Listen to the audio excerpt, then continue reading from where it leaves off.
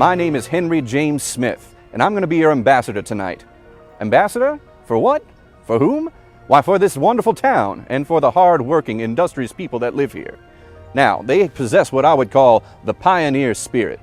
The pioneer spirit of being undaunted for challenges and going out and making your way through life. It's the same spirit that my father had when he moved the family here all those years ago. It's the same spirit that moved his parents to move from England, leaving family and home to make their life new in the United States of America. Now, the pioneer spirit is not something that one can possess on their own. The pioneer spirit really is a communal effort, because there is no possible way that any man, woman, or child could do all of the things that are needed for a community. It truly is a communal effort. Some of the men around here work in lumber yards, where they turn these beautiful pine trees in this parish into lumber for us to build, literally, our houses and our homes.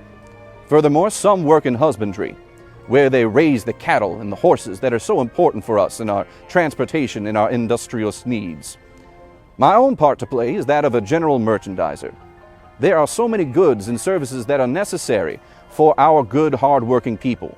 My responsibility is to provide good quality tools to these tradesmen so that they can ply their trades with the greatest efficiency and skill.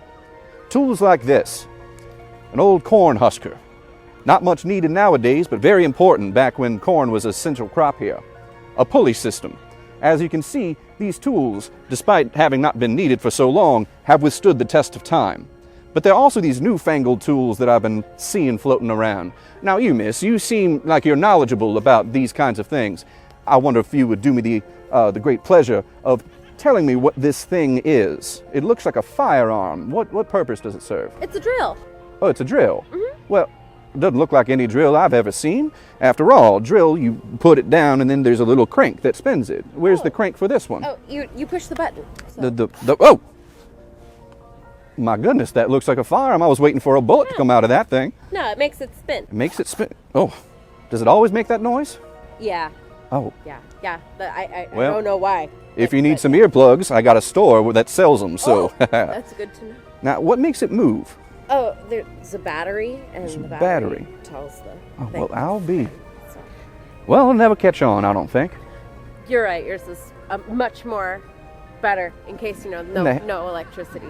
So Indeed. It's better. Well, thank you very much for elucidating me, miss. I really appreciate that. Sure. 170 years old, and I'm still learning new things.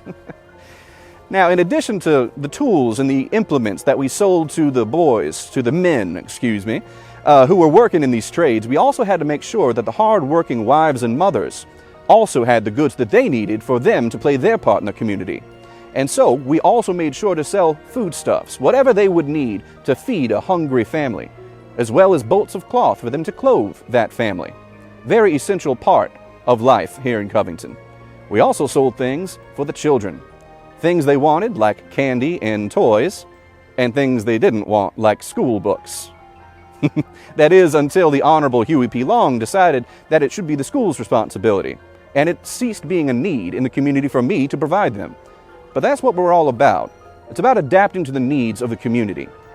And so, through the years, I've reached out into new endeavors, things that the community really needed.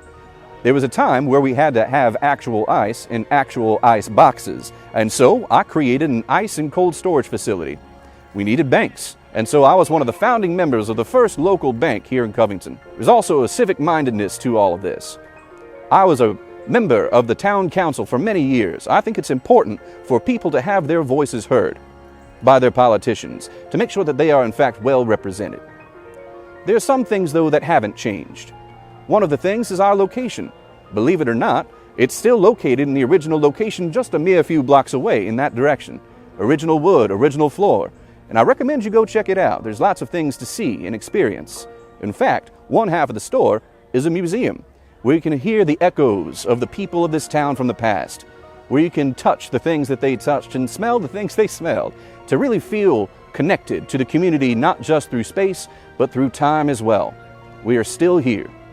The store's still run by my great-grandchildren, the Smith family boys. It's wonderful to see your legacy, something that you've invested your time and effort in, last for so long. Truly is remarkable that the family continues to be part of the community.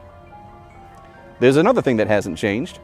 If you ever find yourself wandering down to Smith Hardware and you approach on a Wednesday afternoon, you may be surprised to see that the doors are locked and the lights are off. We close on Wednesday afternoons, and for a very curious reason. But it's not exactly conversation over dinner. You see, before these newfangled automobiles, the primary way of moving goods and moving yourself were livestock. Oxen, with their carts, would go up and down these roads. And horses carrying people. Now, unlike you and me, these beasts of burden are not as careful about where they drop their excrement, if you'll pardon me. And so on Wednesday afternoons, we would close, and with the other men in the town, we'd go out and we would clean the place, removing the manure and trying to leave the place a cleaner and better town than we found it. That tradition still holds. So if you come by on a Wednesday afternoon, you won't find anybody there to greet you. So, I hope you find yourself coming on down to the store at some point in time to check out the history as well as the goods that are still there. I'll be there to greet you. Well, in spirit, of course.